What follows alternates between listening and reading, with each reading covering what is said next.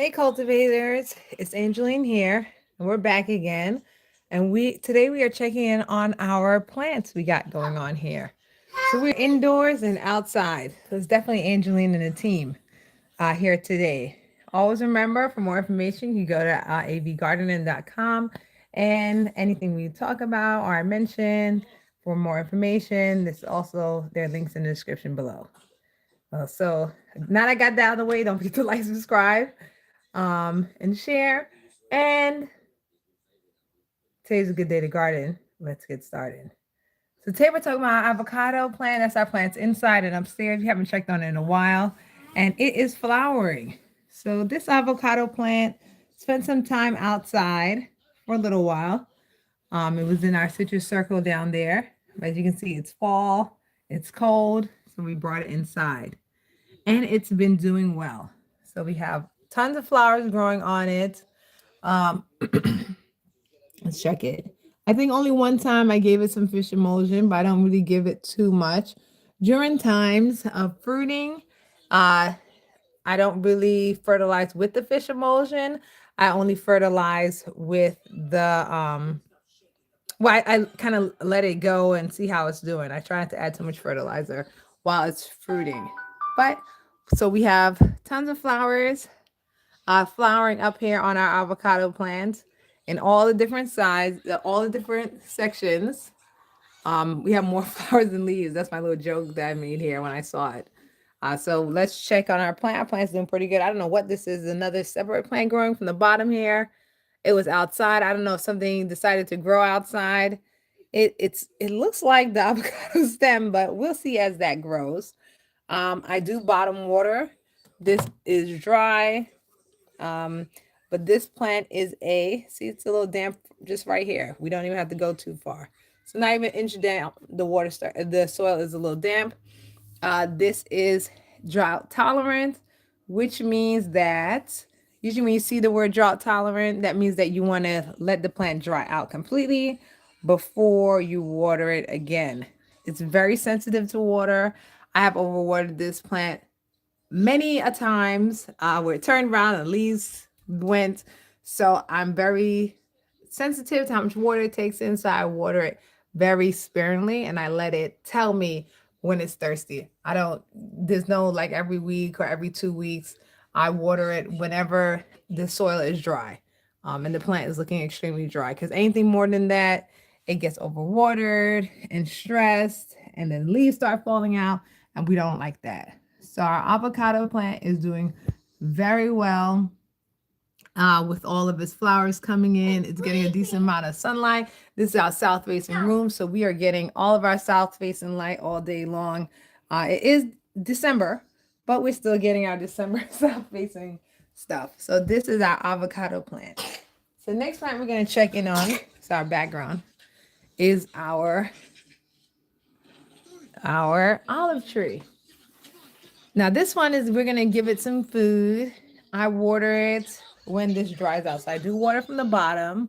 It's not that much water, it's only what could fit in there. I water it from the bottom and I do put some food in it. During the summertime, it was outside and there was no leaf growth.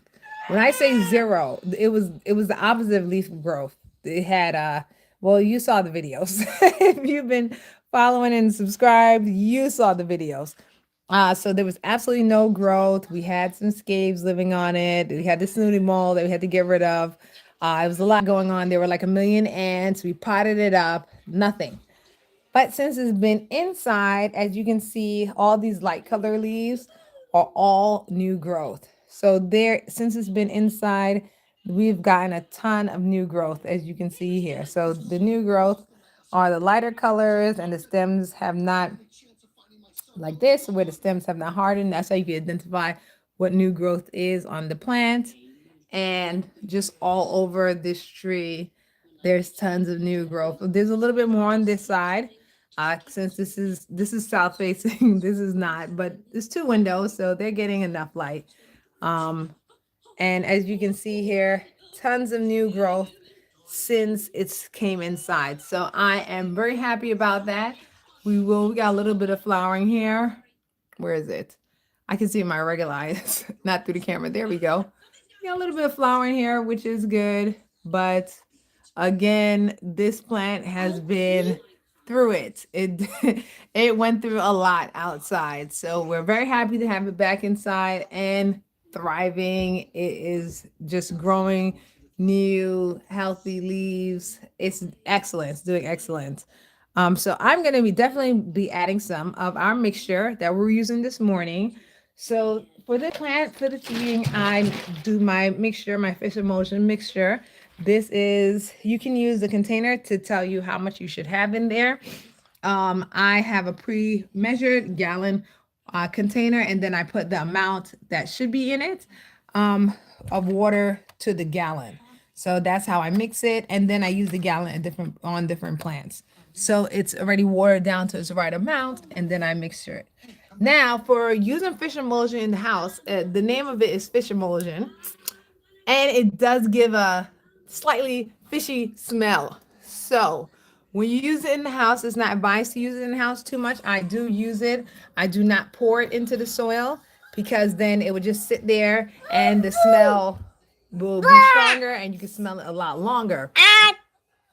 All right, Addie, we got our team member on my hand, so you guys are shaking a little bit. So to prevent that from happening, what I do is I pour it down here. The plant drinks it up rather quickly. And of course, while it's absorbing it from the bottom, we don't smell the smell. So I pour it right into the water catchment tray. Like this. There we go. But yeah, so we put it here and it just absorbs there really quick. So you don't have to worry about the smell. And once it absorbs up, it's not in the plant letting off a smell throughout the top. So this is the status of our indoor plants. We don't really go through these too much because they are upstairs. However, this is our other, we want to keep, I try to keep the plants at south facing windows. And then our hydroponic plants, which have lights on them, they are on the north side of the house. But the south side has south facing windows. They don't need any light. If the air's too stagnant, I put the fan on. There's a ceiling fan in here. And especially since our avocado plant is flowering, I'm probably going to put the ceiling fan on. As you know, that last video was so cold. I had to run inside. But when I go out, I'm going to put the fan on so that they can get some circulation and movement. Then I don't have to worry about the fan blowing on me and then us being cold together. Well, thank you very much for joining. It's been Angeline and the team. Again, for more information, visit us at avgardening.com. And don't forget to join the cultivators on the Patreon at patreon.com/Angeline Burden, BERDENT. And I will see you guys next time. Remember to stay green always. And I guess we'll just say bye. Bye.